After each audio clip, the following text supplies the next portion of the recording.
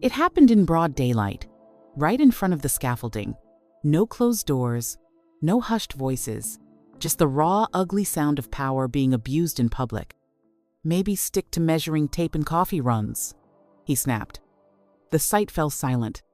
The man barking orders was Trevor Lane, chief project engineer, 38, polished suit under his safety vest, the type who treated every correction as an insult. And the woman standing across from him? Nina Caldwell, clipboard in hand, hard hat on, calm expression, straight posture. She was the only Black woman on site. "Unless you've suddenly earned a structural engineering degree," Trevor sneered, "I suggest you don't question my calculations." Everyone froze, some out of fear, some out of habit. A few construction workers shifted uneasily, looking away like it was too familiar. Nina didn't flinch. She didn't raise her voice. All she had said, all she had dared to say, was that the temporary load-bearing beam placements were 2 inches off. Not enough to collapse a floor, but enough to crack a wall. And for that, she was being publicly humiliated. Trevor turned to the circle of engineers behind him, most of them white men in starched shirts. "You see?" he said, voice louder now. "This is why field inspections should be left to people who actually know what they're doing." A couple forced chuckles escaped. Not because it was funny, but because they didn't want to be next. Nina held his stare. No anger, no fear, just that heavy, almost surgical silence that makes insecure men panic. "You're quiet now," Trevor jabbed again. "Nothing to say?" She finally replied, steady, professional, and brutal in its calm. "I didn't come here to debate. I came to warn you. But it seems like your ego has stronger foundations than this building." Boom. A few heads turned. Even the site manager raised an eyebrow, but Trevor laughed like she was a joke. "You can leave now," he snapped. "We don't take design advice from clipboard carriers." And that's when she reached into her vest. Not for a badge, not for a walkie-talkie, but for an old flip phone. She typed exactly 8 letters, hit send, and just like that, the countdown began. Because the woman Trevor just dismissed like a secretary, she wasn't here for an inspection. She owned the site. And in 23 minutes, every single person watching would know exactly who Nina Caldwell really was. They called her the checklist lady behind her back. Some thought she worked for city code enforcement. Others assumed she was just some temp brought in to check boxes and slow things down. She never corrected them. Her name badge simply said, "In Caldwell, compliance consultant," and nobody thought to ask more. That was exactly the point. Nina had spent the past 3 weeks walking this site like a shadow, quiet, observant, always scribbling in that slim leather notebook with gold edges, always watching corners others ignored. Foundation joints, safety cables, worker, lunch breaks. She never made a scene, never demanded attention. And that's why no one noticed the camera in her pen, or the microphone clipped near her ID, or the fact that every single insult, eye roll, and condescending remark tossed her way was being logged and time-stamped. Because Nina Caldwell wasn't just documenting safety violations. She was documenting culture. See, she hadn't built Caldwell Infrastructure to be a flashy brand. She didn't care for magazine covers or LinkedIn speeches. But after 3 failed projects from other contractors, each with unforeseen errors and inflated costs, Nina had stepped in personally to make sure this one didn't collapse under corruption and ego. But she didn't want to show up in a suit, barking orders. She wanted to know what was happening when no one thought the boss was watching. So she came undercover. No press releases, no security detail, just a battered work jacket, some dusty boots, and a whole lot of patience. At first, it was little things. Junior engineers ignoring her input, safety officers brushing her off mid-sentence, even site managers cutting her short during briefings. But Trevor Lane took it to a whole new level. He rolled his eyes when she spoke, interrupted her like it was sport, dismissed her warnings like they were cute little suggestions. The crazy part? She had more engineering knowledge than half the people in that room. Double degrees, 2 patents, a decade in field design. But none of that mattered once they saw her skin, her braids, or the quiet way she carried herself. They just saw someone easy to ignore. And that was the trap. Because every time they disrespected her, Nina wasn't getting offended. She was building a case. She knew the site had problems. But now she had proof the people running it were the real hazard. And that message she sent? It wasn't a call for backup. It was the signal. In less than 20 minutes, everything would flip. And the man who thought he was in charge would find himself explaining his actions not to his peers, but to the board. Trevor Lane didn't just have a bad attitude. He had a pattern. To those above him, he was results-driven, confident, a strong personality. But ask the crew working under him, and you'd get a different story. Words like condescending, hostile, and dangerous came up more than once, especially when it came to women, especially when it came to Black women. It was subtle at first, correcting female workers mid-sentence during briefings, speaking over the one Latina architect on the team as if she hadn't even opened her mouth, telling a young electrician she looked better holding a clipboard than a drill. But with Nina, the mask slipped completely. Maybe it was because she never flinched. Maybe it was because she never gave him the validation he craved. Or maybe, deep down, Trevor just couldn't stand the idea of a Black woman knowing something he didn't. He didn't just ignore her, he performed his disrespect.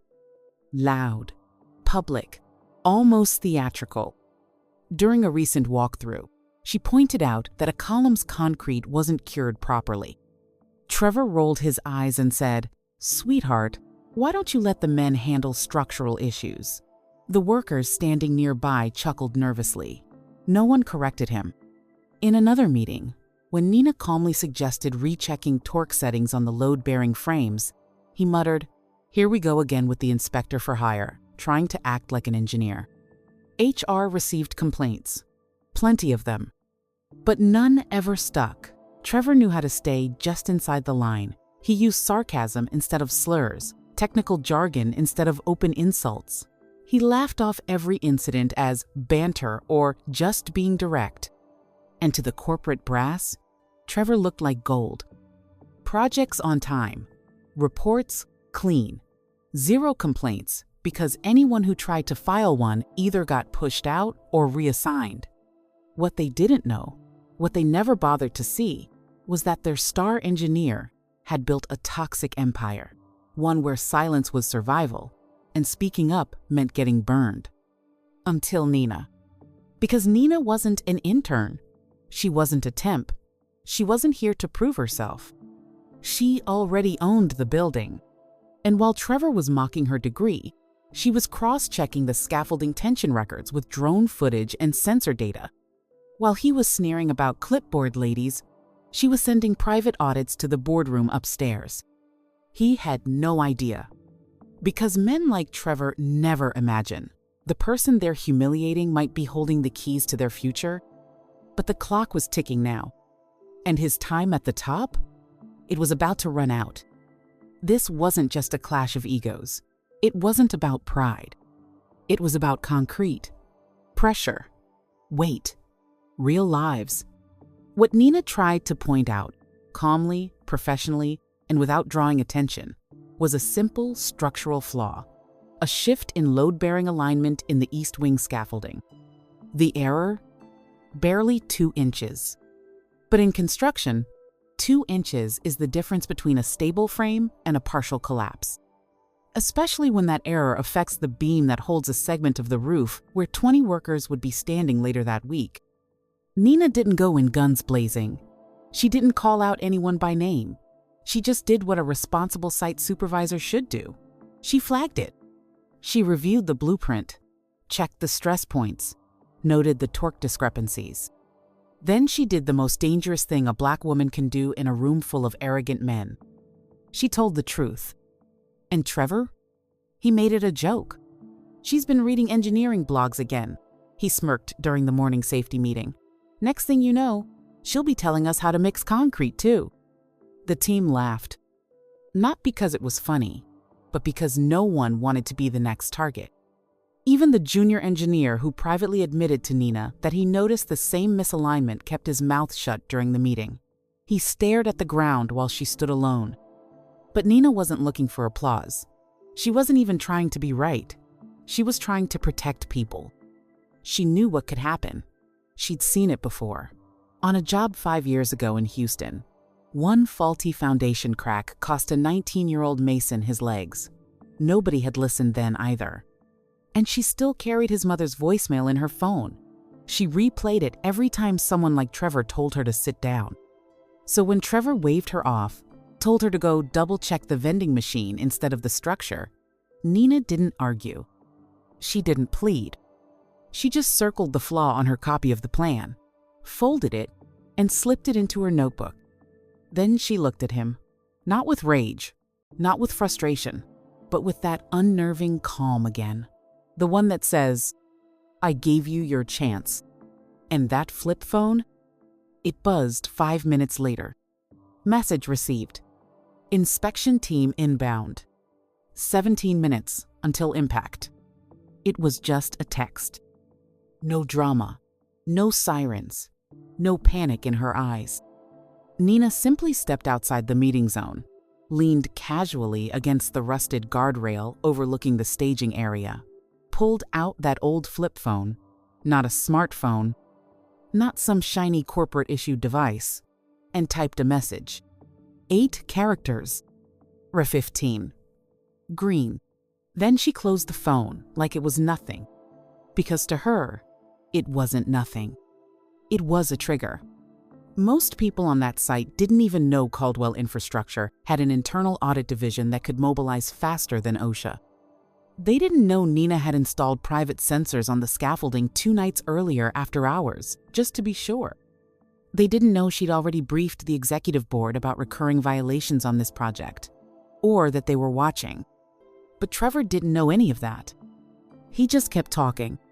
Inside the trailer, he was now ranting about how women keep making things harder, while sipping from a monogrammed stainless steel thermos he brought from home.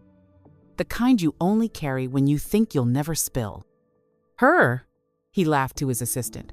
Watch, she'll be gone before lunch. These types never last long. But outside, Nina was already making her way toward the access gate. A slow, measured walk. Boots steady against the gravel. Clipboard tucked under one arm. Jacket flapping gently in the breeze. Workers nodded to her, some unsure if they should make eye contact. She nodded back, politely, not cold, not smug, just clear.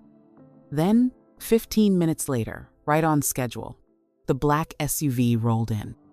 Unmarked, tinted windows, a quiet engine that barely hummed above the buzz of drills and concrete mixers. 3 people stepped out, 2 in black suits, 1 carrying a plain briefcase. The third, a tall woman with silver-streaked hair, thick glasses, and a lanyard that read, Board Executive, Caldwell Infrastructure. Someone on Trevor's team looked up from the trailer and muttered, "Who's that?" Trevor didn't even notice. He was too busy planning his next site walkthrough speech. But Nina noticed. She smiled. Not wide, not triumphant. Just that slight, knowing curve in the corner of her mouth that said, "Now you're on my time." Because once that car touched the gravel, the rules of the site changed. No more pretending. No more warning shots. The CEO was no longer undercover. And by the time the sun dipped behind the scaffolding, one of the loudest voices on the site would be permanently silenced by the woman he thought was beneath him. At first, no one paid it much attention. Construction sites get visitors, city inspectors, third-party auditors, supply reps. It happens. But something about this vehicle made people stop mid-sentence. The black SUV didn't belong to any city agency. No logos, no dust on the tires. It was clean, too clean, The kind of clean that says someone important is about to step out. The hum of the drills didn't stop, but it sounded thinner, like the site itself was holding its breath. A foreman paused his conversation mid-word. A welder on the 3rd level shut off his torch just to watch. Even the security guard at the main post stood a little straighter. And yet, Trevor didn't notice. Inside the trailer, he was rehearsing a punchline for the afternoon team meeting. Something snide about field decorators who think they're engineers. He adjusted his tie, checked his reflection in the tablet screen, and poured another coffee. Meanwhile, across the yard, the SUV door opened. The first person out was a woman in a sharp blazer, high heels clacking against the concrete. She said nothing, just handed her credentials to the site manager, who suddenly looked like he forgot how to read. The second person was a younger man with a clipboard and a file marked Confidential Internal Audit. And the third was Nina, but not the Nina they thought they knew. Gone was the dusty work coat. Gone were the beat-up boots. Gone was the clipboard and the casual air of being just an inspector. Now she wore a tailored navy blue pantsuit, low heels, a gold lapel pin with the Caldwell Company seal, and around her neck, a keycard with a red stripe, the kind only executive-level personnel carried. She didn't strut. She didn't smirk. She walked, calm, firm, undeniable. By the time she crossed the yard and stepped onto the trailer platform, conversations had stopped. Trevor finally looked up, blinking in confusion. He opened the trailer door, coffee in hand, and nearly dropped it when he saw her face. Not because he didn't recognize her, but because of how different she looked now. "Can I help you?" he asked, already off balance. Nina tilted her head slightly. "That depends. Are you the one responsible for this site's structural oversight?" Trevor cleared his throat. "Yes, chief engineer. Why?" She reached into her blazer, pulled out a card, and handed it to him. "Nina Caldwell, founder, CEO, Caldwell Infrastructure Group." Trevor's face froze, his lips parted, but no sound came out. The coffee in his hand trembled slightly. From behind her, the board rep stepped forward. "We're here for an emergency site review," she said. "Due to internal reports and direct CEO observation of misconduct, this is now an executive-level inspection." The silence was thick, unrelenting. And in that silence, everyone saw it. The power shift, the fall, the mistake. Trevor had mocked the woman who signs his paycheck. And now, she was here, in her real skin, standing eye to eye.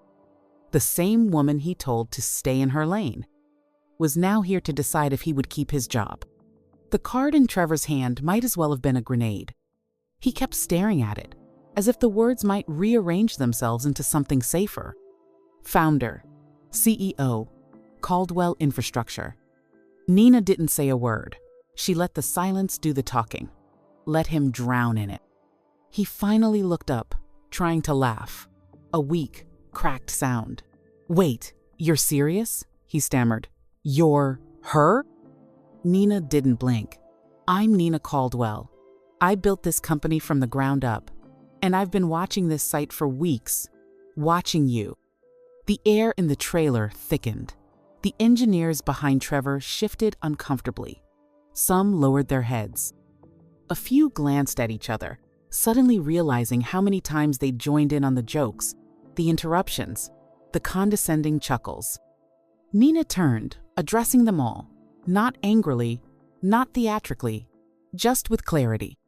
"I didn't come here to play gotcha. I came because I needed to know what happens when you think no one is watching. And now I do."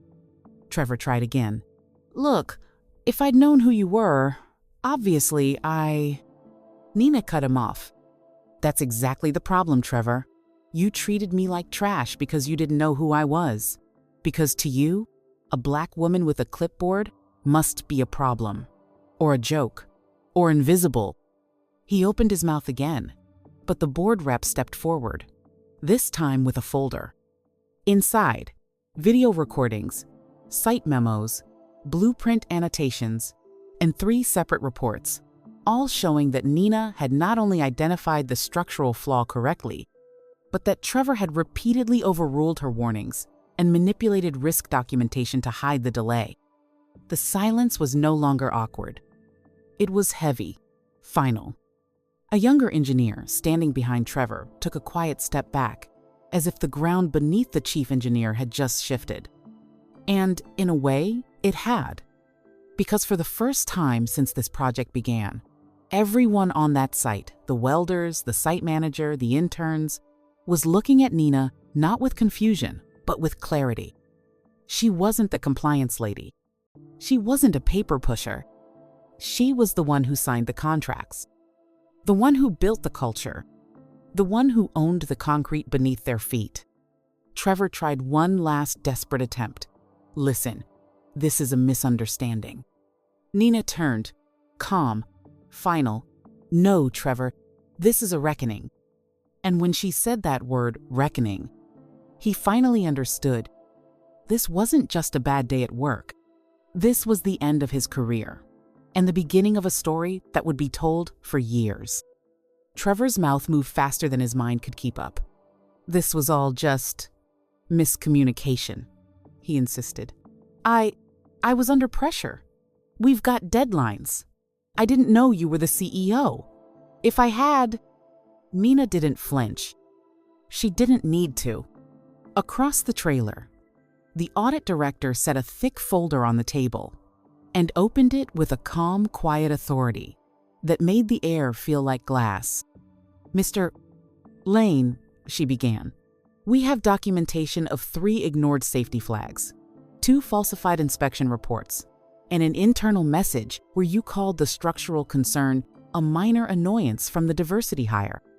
Trevor's face drained. Everyone else froze. No one spoke, because now it wasn't just disrespect, it was proof. Concrete, paper, digital, his own words, typed and time-stamped. Nina didn't even look at him. She turned to the room. This isn't about one man, she said. It's about a system that lets a man like him feel untouchable. That tells people like me we should stay quiet. That tells the crew to laugh at the boss's insults just to survive the day. She looked around, at the junior engineers, the site supervisors, even the welders peering through the trailer window. You all saw it. You just didn't think it mattered. But let me ask you something. She leaned in slightly, her voice low and steady. If a Black woman who built this company from scratch can be mocked, ignored, and shut down in front of a dozen so-called professionals, what do you think is happening to the voices that don't have a title behind them? No one answered, because they already knew. Trevor tried again, desperation rising in his throat. I wasn't trying to be disrespectful. I didn't mean... But Nina finally turned to face him again. You didn't have to mean it, Trevor. You believed it. That's worse. She stepped closer, not threatening, not dramatic, just direct. You believed I didn't belong, that my concern didn't count, that your ego was more important than safety, and now? She nodded toward the audit team. Now you're not just a liability to this project. You're a risk to every life on this site. The board rep cleared her throat. Effective immediately, Trevor Lane is relieved of all duties pending further review by the Executive Ethics Committee. Please surrender your badge and company property. Trevor didn't move. One of the site officers stepped forward and quietly extended his hand. Trevor reached into his jacket, pulled out his badge, and placed it in the officer's palm with fingers that now trembled visibly. He looked around the room, hoping, begging for someone to speak up, to defend him, to say something. No one did, because when the truth finally echoes loud enough, silence is the only sound left. The sound of Trevor's ID badge dropping into the security officer's hand was barely audible, but the impact it had on the room, earthquake level. He stood there, no longer Chief Engineer Trevor Lane, just a man in a wrinkled shirt with nothing left to say. No laptop, no title, no control. Outside the trailer, whispers had already begun to spread. Workers stepped away from their stations. A forklift operator slowed to a stop. Even the rebar delivery team paused unloading, because word travels fast on a site, faster than blueprints. And the headline was simple. The man who ran the site just got fired by the woman he mocked.